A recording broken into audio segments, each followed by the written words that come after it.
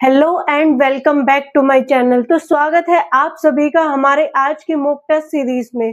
तो आज का जो मॉक टेस्ट होने वाला है वो होने वाला है 14 मॉक टेस्ट होने वाला है। हम कंप्यूटर ऑल ओवर जो कंप्यूटर का रिवीजन है उसकी क्लास हम करने वाले हैं। एक एक क्वेश्चन हम करेंगे, उनको हम डिटेल में करते हैं ताकि आपकी जो प्रिपरेशन है वो अच्छी तरीके से हो सके। क्लियर है? चलिए, तो कंप्यूटर में 15 क्वेश्चन पूछे जाते हैं UP triple SC exercise constable में। ठीक है, तो 15 क्वेश्चंस को करते हैं हम। हमारे पास फर्स्ट क्वेश्चन है कि प्रथम इलेक्ट्रॉनिक डिजिटल कंप्यूटर ENIAC किस वर्ष पूर्ण हुआ था? तो in which year was the first electronic digital computer ENIAC completed? तो वो कौन से वर्ष हुआ था? तो ऑप्शन नंबर ए क्या हो जाएगा? करेक्ट हो जाएगा। ठीक है, वो विकसित हुआ था 1946 में। ठीक है, बात कर लेते हैं जो ENIAC है, ये है क्या? ये क्या है? First general purpose electronic digital computer है। किस वर्ष आया था? 1946 में आया था ये। और इसमें किसका उपयोग किया जाता है? जो ENIAC है, इसमें किसका उपयोग किया जाता है? इसमें वैक्यूम ट्यूब का उपयोग किया जाता है। ठीक है, वैक्यूम ट्यूब का। ये टेक्नोलॉजी आई थी आपके जो कंप्यूटर के फर्स्ट जनरेशन की टेक्नोलॉजी है ये। ठीक है, फर्स्ट जनरेशन की। तो ये जो वैक्यूम ट्यूब होता है, ये क्या होता है? एक कमरे जितने बड़ा होता है। इसको ठंडे करने के लिए एयर कंडीशनर की जरूरत पड़ती है। क्लियर है ना? और एक रूम जितने ये बड़े होते हैं। तो जो बात करें कि ये ENIAC है, इसका उपयोग किसके लिए किया जाता है? ठीक है, इसका उपयोग किया जाता था सैन्य गणनाओं के लिए। तो जो मिलिट्री कैलकुलेशंस, ठीक है, इसका मतलब होता है कि मिलिट्री कैलकुलेशन में इसका उपयोग किया जाता था। तो सेना से जुड़े कठिन और बड़े बड़े क्या थे? गणितीय हिसाब किताब करना, वो उसमें आता था। ठीक है, तो उसके लिए इसका उपयोग किया जाता था। तो जो ENIAC है, इसका जो निर्माण है मुख्य रूप से अमेरिकी सेना यानी कि US आर्मी के लिए ही किया गया था। ठीक है, तो जो इसका उपयोग होता था ज्यादातर किस लिए होता था? कि जो तोप की गोलियां होती थी कि वो कहां पर गिरेंगी, इसकी गणना करने के लिए इसका उपयोग किया गया था। ठीक है, तो हम कह सकते हैं कि जो मिलिट्री गणना के लिए, मिलिट्री कैलकुलेशन के लिए इसका उपयोग किया गया था। ठीक है, तो ये होता है आपका ENIAC। क्लियर? जो कि 1946 में आया था। इनमें कुछ नहीं हुआ था। ठीक है, चलिए नेक्स्ट क्वेश्चन है कि तो नेक्स्ट क्वेश्चन क्या है कि कंप्यूटर की बेसिक आर्किटेक्चर यानी कि वॉन न्यूमन में मुख्यतः कितने भाग होते हैं? How many main part does the basic von Neumann computer architecture है? तो कितने पार्ट होते हैं? 5 पार्ट्स होते हैं। ठीक है, ऑप्शन नंबर सी क्या हो जाएगा? करेक्ट हो जाएगा। तो बात करें कि जो वॉन न्यूमन होता है, ठीक है, वॉन न्यूमन आर्किटेक्चर कब आया था? ये क्वेश्चन पूछ लिया जाता है। तो ये कब आया था? 1945 में आया था। ठीक है, याद रखिएगा 1945 में आया था। और किसके द्वारा विकसित किया गया था? तो इस तरीके से क्वेश्चन पूछ लिया जाता है। तो किसके द्वारा विकसित किया गया था? तो वो किया गया था आपके जॉन वॉन न्यूमन के द्वारा प्रस्तावित किया गया था। ठीक है, किसके द्वारा? जॉन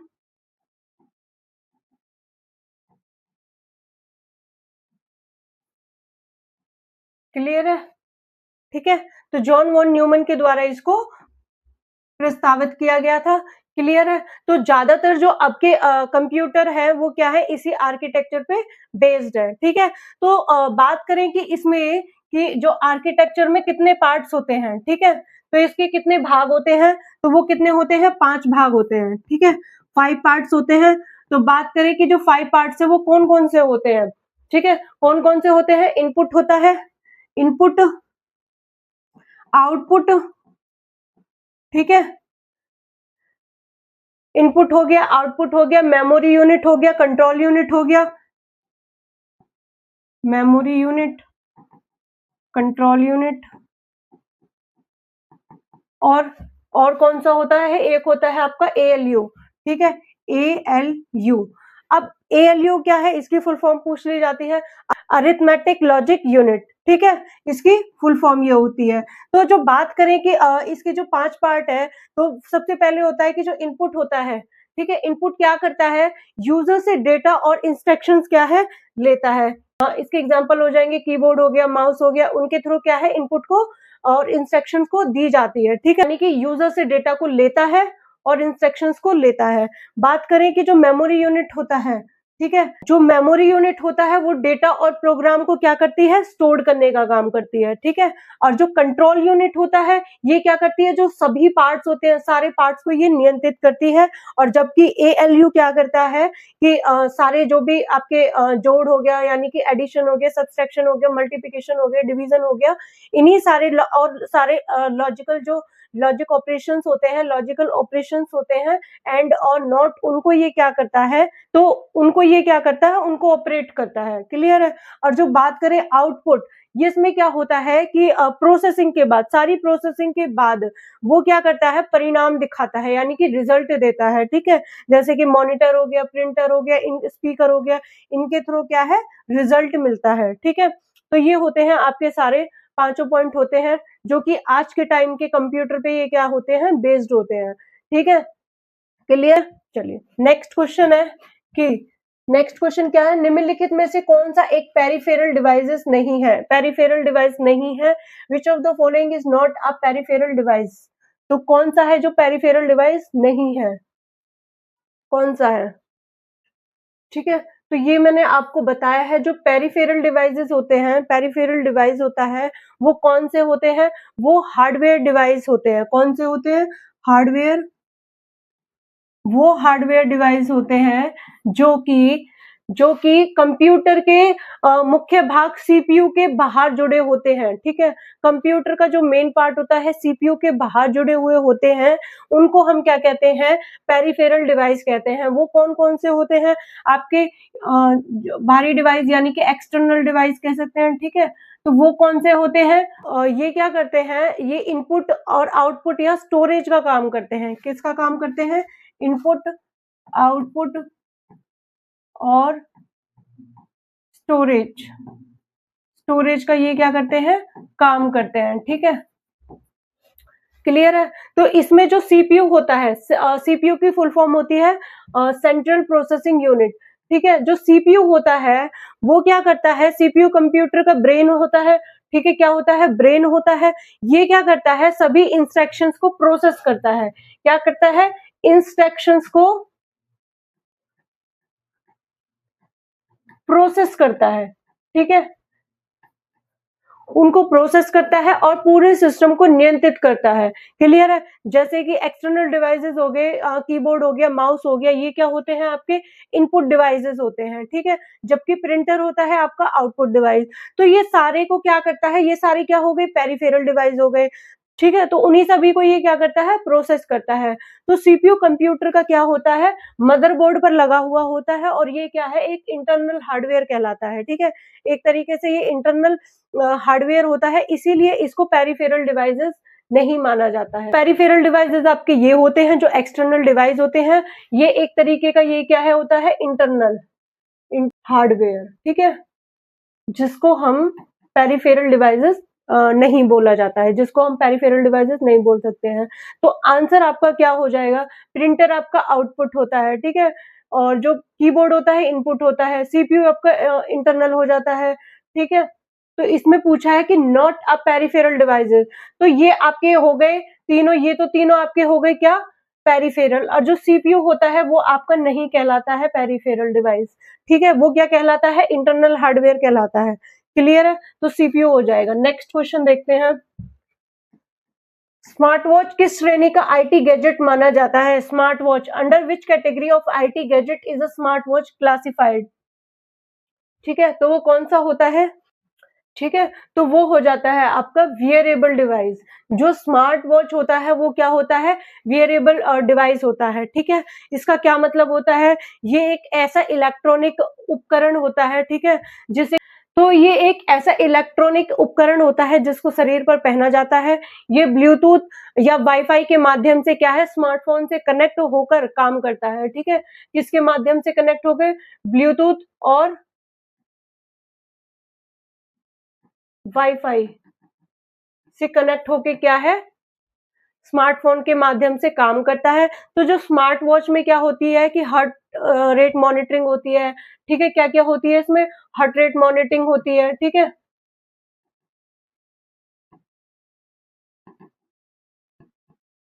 स्टेप काउंटिंग होते हैं, ठीक, स्टेप काउंटिंग और स्टेप काउंटिंग हो गया, स्लीप ट्रैकिंग हो गया, और क्या होता है, स्लीप ट्रैकिंग, ठीक है, ये सारी चीजें, फिटनेस हो गया, फिटनेस ट्रैकिंग हो गई, तो ये सारी चीजें हैं जो उसमें होती हैं, ठीक है। कॉल, मैसेज, ईमेल, एप्स वगैरह की नोटिफिकेशन भी प्राप्त की जा सकती हैं, ठीक है। तो आज स्मार्टफोन का उपयोग किस लिए किया जाता है, हेल्थ मॉनिटरिंग के लिए, फिटनेस ट्रैकिंग के लिए और डिजिटल पेमेंट के लिए, कम्युनिकेशन के लिए, इन सभी के लिए क्या है, स्मार्ट वॉच का यूज किया जाता है। क्लियर है, ठीक है। तो इसका आंसर क्या हो जाएगा, फर्स्ट ऑप्शन हो जाएगा। बात करें कि जो ये स्टोरेज डिवाइस है, स्टोरेज डिवाइसेस क्या होता है कि स्टोरेज डिवाइस का काम डेटा को स्टोर करने का होता है, ठीक है, डेटा को स्टोर करने का, स्टोर करने का, और जो आउटपुट होता है ये रिजल्ट देता है, ठीक है, रिजल्ट। और जो नेटवर्किंग डिवाइस, तो जो नेटवर्किंग डिवाइसेस होता है वो क्या होता है कि नेटवर्क के माध्यम से क्या होता है, डेटा को ट्रांसफर करना, ठीक है। जैसे कि नेटवर्क के थ्रू जो रूटर होता है, ठीक है, रूटर के थ्रू क्या है, इंफॉर्मेशन को पहुंचाया जा सकता है। तो नेटवर्किंग में रूटर आ जाता है, स्विच आ जाता है, हब आ जाता है, मॉडेम आ जाता है, तो ये सारे क्या हो जाते हैं, आपके नेटवर्किंग डिवाइस हो जाते हैं, ठीक है। नेक्स्ट क्वेश्चन है कि एंड्रॉइड किस प्रकार का ऑपरेटिंग सिस्टम है। तो जो what type of operating system is Android, तो एंड्रॉइड किस टाइप का ऑपरेटिंग सिस्टम है, तो किस टाइप का ऑपरेटिंग सिस्टम है, ओपन सोर्स इसका, ठीक है, ओपन सोर्स का ऑपरेटिंग सिस्टम है। तो जो एंड्रॉइड होता है वो क्या है, एक open source mobile operating system होता है, ठीक है, ये क्या होता है, एक open source mobile operating system होता है।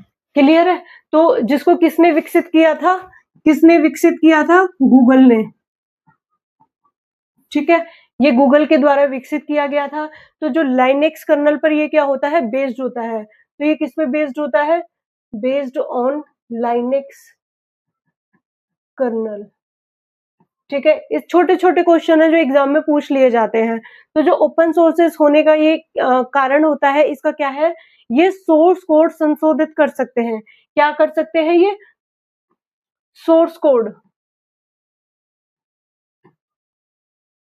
ठीक है, सोर्स कोड को ये संशोधित कर सकते हैं। तो जो एंड्रॉइड का उपयोग है वो किसके लिए किया जाता है, किसमें किया जाता है, स्मार्टफोन में किया जाता है, टैबलेट में किया जाता है, स्मार्ट टीवीज में किया जाता है, स्मार्ट वॉच में किया जाता है, ठीक है। तो इस तरीके से क्या है, क्वेश्चन आ जाते हैं, याद रखना। नेक्स्ट है कि जो आरपीए का पूर्ण रूप क्या है, आरपीए का, आरपीए क्या है, what is the full form of RPA, ठीक है, क्या होता है, इसकी फुल फॉर्म क्या होती है, तो ऑप्शन नंबर ए करेक्ट हो जाएगा, रोबोटिक प्रोसेस ऑटोमेशन इसका आंसर हो जाएगा, क्या हो जाएगा, robotic process automation.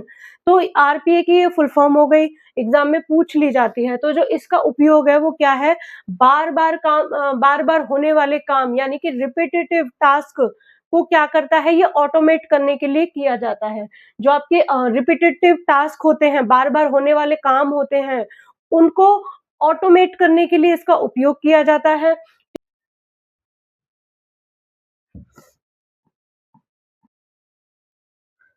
Software boards, ठीक है, की सहायता से क्या है, इसका काम किया जाता है, ठीक है। तो इसका जो उपयोग है वो कहाँ पर होता है, बैंकिंग में होता है, इंश्योरेंस में होता है, हेल्थ केयर में होता है और बिजनेस प्रोसेस में किया जाता है। क्लियर है। इससे क्या होती है कि समय की जो बचत होती है, ठीक है, समय की बचत होती है और जो लागत होती है वो भी कम लगती है, ठीक है। तो क्या होता है, इससे एक्यूरेसी बढ़ती है, ठीक है। चलिए नेक्स्ट क्वेश्चन है कि किसी वेबसाइट के पते को क्या कहा जाता है, what is the address of website called, of a website called, तो उसको क्या कहा जाता है, उसको कहा जाता है यूआरएल, ठीक है। वेबसाइट का जो पता होता है उसको क्या कहा जाता है, यूआरएल कहा जाता है। छोटे छोटे क्वेश्चंस भी पूछ लिए जाते हैं, तो यूआरएल की फुल फॉर्म भी पूछी जा सकती है एग्जाम में, ठीक है। तो यूआरएल की फुल फॉर्म क्या हो जाती है, यूनिफॉर्म यूनिफॉर्म रिसोर्स लोकेटर। ठीक है, ये हो जाती है आपकी full form, uniform resource locator इसकी फुल फॉर्म होती है। क्लियर है? तो ये क्या करता है, ये किसी वेबसाइट का तो जो यूआरएल होता है वो क्या होता है, किसी वेबसाइट या वेब पेज का पता होता है। ठीक है, यानी कि एड्रेस होता है। ठीक है, किसी वेबसाइट या वेब पेज का ये क्या होता है, पता होता है। ब्राउजर यूआरएल की हेल्प से ही क्या करता है, वेबसाइट को खोलता है। ठीक है, क्लियर है? तो यूआरएल में जो प्रोटोकॉल होता है, डोमेन नेम होता है, फिर उसके बाद क्या होता है, पाथ, ये सारी चीजें क्या होती हैं, उसमें इंक्लूड होती हैं, शामिल होती हैं। ठीक है, जैसे कि आपका होता है HTTP, इसमें ये सारी चीजें होती हैं, आपकी प्रोटोकॉल होता है, डोमेन नेम होता है और फिर उसके बाद पाथ होता है, ये सारी चीजें होती हैं। ठीक है, तो यूआरएल तो हो गया आपका, वेबसाइट का पता हो गया। जो HTML होता है ये क्या होता है, जो आपकी क्या वेब पेज बनाने की एक भाषा होती है, लैंग्वेज होती है इसमें। ठीक है, और जो ISP होता है, इंटरनेट सर्विस प्रोवाइडर होता है। ठीक है, इंटरनेट के माध्यम से सर्विस प्रोवाइड कराई जाती है। ठीक है, तो ऑप्शन क्या हो जाएगा, ए हो जाएगा करेक्ट। चलिए नेक्स्ट क्वेश्चन है कि ईमेल में सीसी का पूर्ण रूप क्या है, what is the full form of CC in एक ईमेल, क्या होता है ये सीसी। ठीक है, तो सीसी होता है कार्बन कॉपी, क्या होता है, कार्बन कॉपी होता है, इसकी ये फुल फॉर्म होती है, एग्जाम में पूछ ली जाती है। तो जो सीसी का उपयोग है वो किसके लिए किया जाता है, ठीक है, तो इसका उपयोग किया जाता है कि एक ही ईमेल की कॉपी दूसरे लोगों को भेजने के लिए की जाती है। क्लियर है? तो इसमें सीसी में शामिल सारे जो प्राप्तकर्ताएं होती हैं, यानी कि रेसिपिएंट्स होते हैं, वो एक दूसरे के ईमेल के पता को क्या कर सकते हैं, देख सकते हैं। ठीक है, तो इसका जो उपयोग होता है वो तब किया जाता है जब जानकारी सभी को क्या होती है, दिखाई देती है। मान लो जानकारी किसी से छुपानी हो, ठीक है, या ईमेल पता किसी से छुपाना हो, तो किसका उपयोग किया जाता है, तब बीसीसी का उपयोग किया जाता है। क्लियर है? तो आंसर क्या हो जाएगा, ए हो जाएगा। तो नेक्स्ट क्वेश्चन है कि भारत सरकार का कौन सा पोर्टल डिजिटल दस्तावेजों की ई गवर्नेंस सेवा देता है, which government of India portal provide e governance service for digital documents. ठीक है, तो वो कौन सा होता है, वो कौन सा हो जाता है, वो होता है डिजी लॉकर। ठीक है, डिजी लॉकर होता है भारत सरकार का, ये क्या होता है, एक डिजिटल डॉक्यूमेंट प्लेटफॉर्म होता है। क्या होता है, डिजिटल डॉक्यूमेंट प्लेटफॉर्म। ठीक है, डिजिटल डॉक्यूमेंट प्लेटफॉर्म होता है, इसकी जो शुरुआत है वो डिजिटल इंडिया मिशन के अंतर्गत की गई थी। कब की गई थी शुरुआत,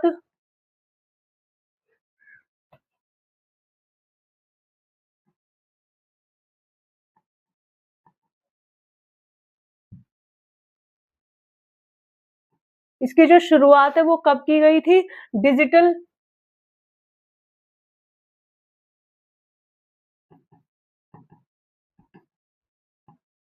इंडिया मिशन के अंतर्गत की गई थी। क्लियर है ना?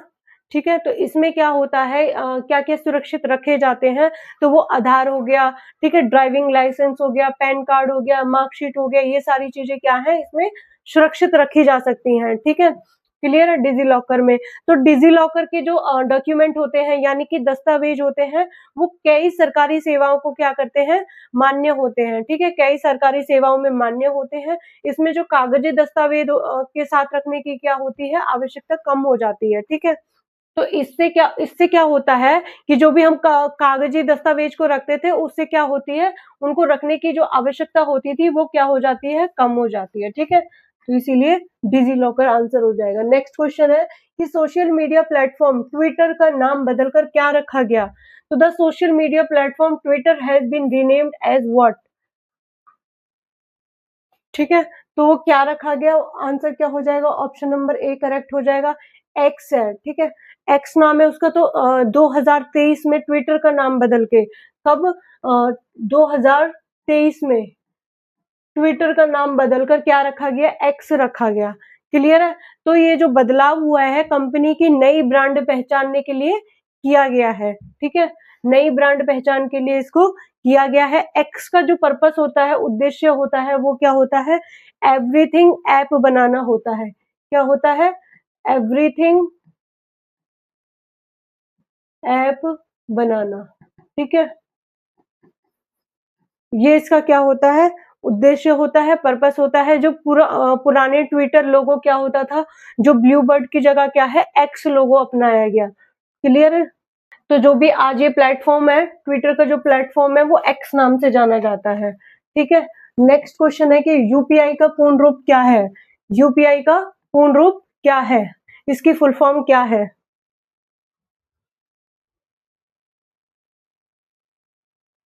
ठीक है, आंसर क्या हो जाएगा? Unified payment interface. क्लियर है? फर्स्ट ऑप्शन इसका करेक्ट हो जाएगा। यूपीआई की फुल फॉर्म ये होती है यूनिफाइड पेमेंट इंटरफेस, जो कि भारत का एक real time digital payment system है ये। ठीक है, क्या है ये? Real time payment digital payment system. ठीक है, तो ये एग्जाम में क्या है? पूछ लिया जाता है, फुल फॉर्म पूछ ली जाती है। मैं बार बार बोल रही हूँ, एग्जाम में फुल फॉर्म भी पूछ ली जाती हैं। तो इसको किसके द्वारा विकसित किया गया था? तो इसको किसके द्वारा किया गया था? एनपीसीआई के द्वारा। ठीक है, एनपीसीआई के द्वारा इसको विकसित किया गया था। अब एनपीसीआई की फुल फॉर्म क्या है? National payment corporation of India. ठीक है, ये इसके द्वारा विकसित किया गया था। यूपीआई की हेल्प से 24 घंटे क्या है कि बैंक से पैसे क्या है? भेजे जा सकते हैं। ठीक है, प्राप्त किए जा सकते हैं। यूपीआई में सिर्फ यूपीआईडी, मोबाइल नंबर या क्यूआर कोड से ही भुगतान किया जा सकता है, पेमेंट की जा सकती है। तो फोन पे हो गया, गूगल पे हो गया, भीम हो गया, और पेटीएम हो गया, ये सारी एप्स क्या होते हैं? यूपीआई का उपयोग करते हैं। ठीक है, क्लियर? नेक्स्ट क्वेश्चन है कि 21वीं सदी के लिए आवश्यक फ्यूचर डिजिटल स्किल निम्न में से कौन सी मानी जाती है? Which of the following is considered as an essential future digital skill for the 21st century? तो कौन सा होता है? कौन सा हो जाता है इसका answer? Data analytics.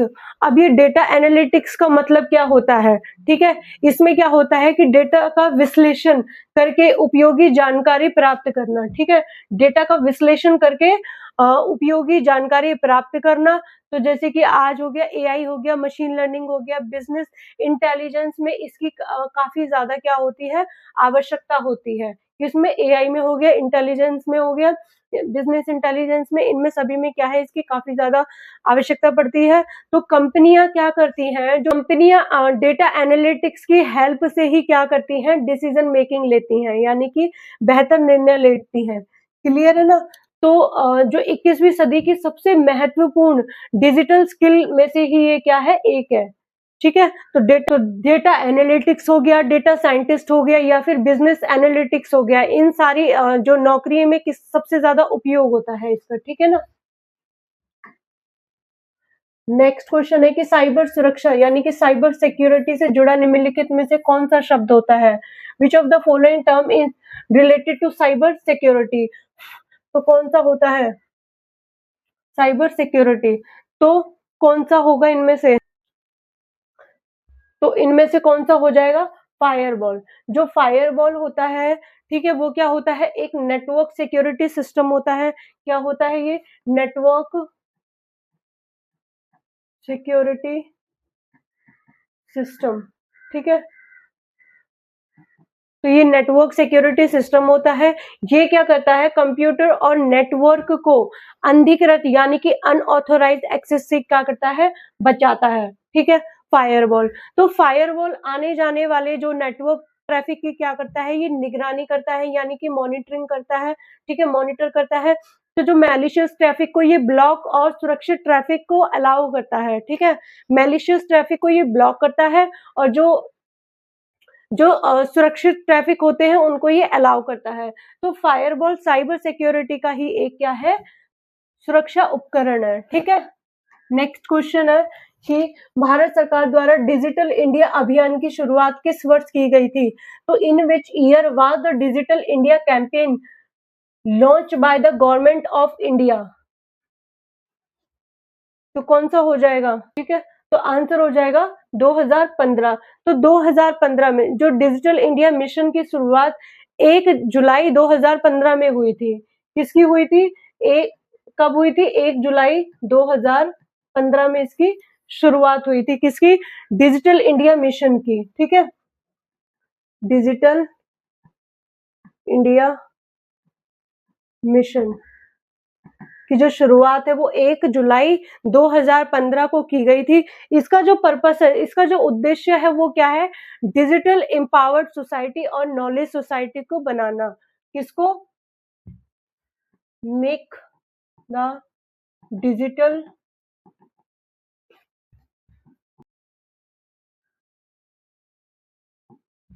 Empowered society और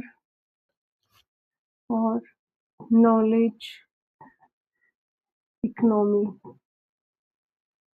ठीक है। तो ये इसका पर्पस होता है कि इन दोनों को बनाना, ठीक है। जो ये अभियान एक तहत क्या है, डिजी लॉकर, उमंग और ई गवर्नेंस जैसी डिजिटल सेवाओं को ये क्या किया गया है, इसमें बढ़ावा दिया गया है इसी के तहत, ठीक है ना। तो इसका जो लक्ष्य होता है, एम होता है, सरकारी सेवाओं को ऑनलाइन बनाना, यानी कि पारदर्शी बनाना, ठीक है। तो ये भारत में से एक मेन डिजिटल ट्रांसफॉर्मेशन कार्यक्रमों में से ये क्या है, एक है, ठीक है। चलिए नेक्स्ट क्वेश्चन है कि एआई का पूर्ण रूप क्या है, जो इमर्जिंग टेक्नोलॉजी का प्रमुख उदाहरण है। What is the full form of AI? A leading example of emerging technology. क्या हो जाएगा इसमें से? एआई की फुल फॉर्म क्या होती है? आर्टिफिशियल इंटेलिजेंस होती है, ठीक है, ठीक है। इसको हिंदी में क्या कहते हैं? कृत्रिम बुद्धिमत्ता,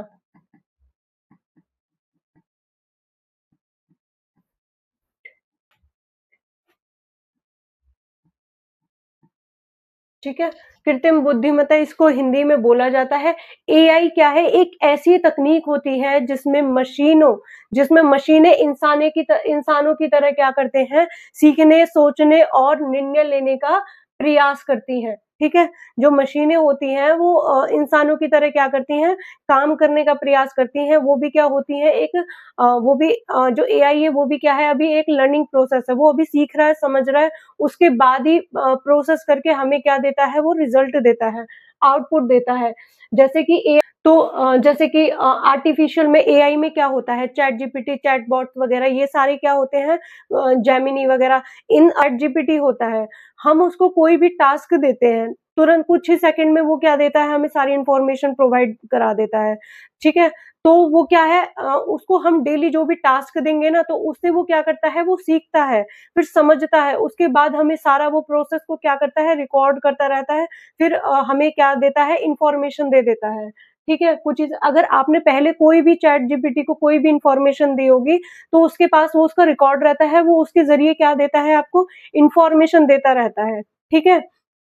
तो वो भी क्या है कि एक लर्निंग प्रोसेस है ये। तो जो एआई होता है, एआई का उपयोग किस में किया जाता है, ठीक है, किस में किया जाता है, चैटबॉट में किया जाता है, वॉइस असिस्टेंट में किया जाता है, सेल्फ ड्राइविंग कार्स में किया जाता है, और इमेज रिकॉग्निशन में इसका क्या किया जाता है, यूज किया जाता है, ठीक है, इसमें किया जाता है। तो इसकी जो शाखाएं होती हैं, एआई की जो शाखाएं होती है वो कौन कौन सी होती हैं? एक होती है मशीन लर्निंग, ठीक है, और दूसरा होता है डीप लर्निंग। ये दोनों इसकी शाखाएं होती हैं। तो एआई आज के समय में क्या है, सबसे महत्वपूर्ण एक इमर्जिंग टेक्नोलॉजी में से एक है। तो यही पूछा गया है कि वो कौन सा है जो इमर्जिंग टेक्नोलॉजी में से एक है, वो क्या है, एआई है, ठीक है, क्लियर है। तो एआई से भी काफी क्वेश्चन अब पूछे जाते हैं, इसको एक बार जरूर कर लेना। तो 15 क्वेश्चंस हमारे आज कंप्लीट हो गए हैं। ऐसे ही हमारी कंप्यूटर की ये जो मॉक टेस्ट की सीरीज है ये चलती रहेंगी, तो इससे क्या है, डेली रिवीजन होता हुआ चलेगा, ठीक है। तो चलिए मिलते हैं नेक्स्ट क्लास में।